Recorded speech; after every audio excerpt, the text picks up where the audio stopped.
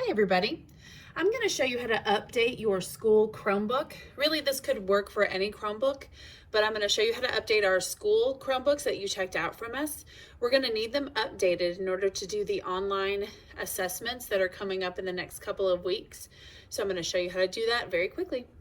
The first thing you need to do is log into the Chromebook. So you'll click Next. The camera will show up and you're going to show the QR code, the badge that you have. You're going to show that to the camera. That will log you into Clever and automatically log you into all of the Access apps that we have for RPSB. Once you are in, you'll come down here to the bottom right where the clock is. Click the clock.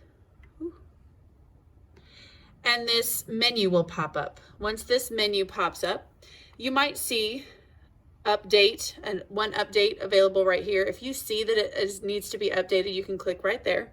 If not, this settings button, you can click this settings button.